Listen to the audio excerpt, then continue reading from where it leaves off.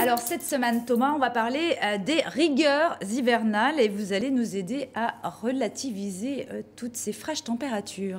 Oui, l'Europe, vous l'avez dit, est victime d'une vague de froid, qui n'est pas d'ailleurs, en tout cas dans les températures, sans rappeler une vague de froid qui a eu lieu il y a 3 siècles, en 1709, ce qu'on appelle le Grand Hiver, ce que les historiens ont appelé le Grand Hiver 1709, lorsque les températures, brusquement, s'étaient inversées. Le 6 janvier au matin, les gens découvrent tout d'un coup que le vent vient du nord et les températures chutent.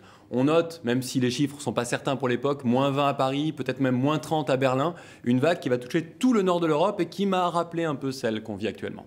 Alors cet hiver, il était tellement froid qu'il a marqué les esprits et que beaucoup ont écrit sur cet hiver-là. Oui, et c'est pour ça que j'en parle aujourd'hui, c'est qu'il y a beaucoup de gens qui ont témoigné sur cette vague de froid qui a été très impressionnante.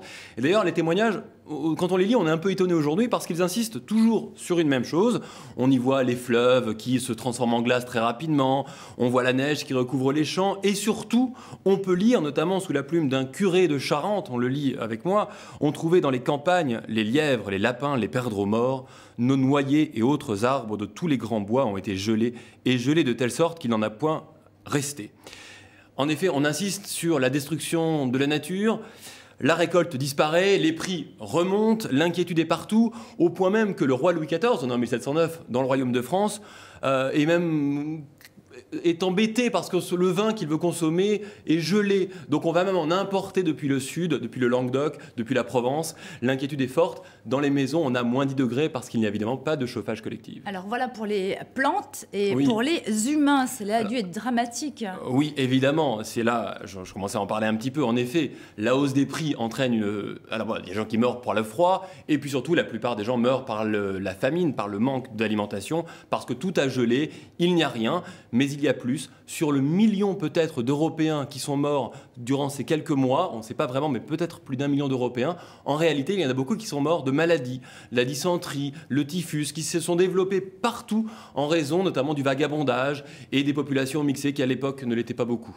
Et alors aujourd'hui, c'est quand même plus facile, on s'en rend bien compte, car on a des moyens de se protéger contre le froid. Oui, aujourd'hui, même si vous avez évoqué des chiffres dramatiques pour la Pologne, globalement, on n'aura certainement pas autant de morts qu'à l'époque, et heureusement, parce qu'aujourd'hui, on sait importer des produits agricoles, on en produit sous serre, etc. Donc, en effet, on voit l'évolution des temps. Aujourd'hui, des températures aussi basses n'ont pas les mêmes enjeux. En revanche, j'aimerais qu'on n'oublie pas que dans d'autres parties du monde, notamment vers le sud, quand il y a des vagues de sécheresse, comme on en connaît régulièrement dans le Sahel, eh bien, on a les mêmes conséquences qu'il y a 3 siècles, à savoir l'alimentation qui disparaît et des famines terriblement graves.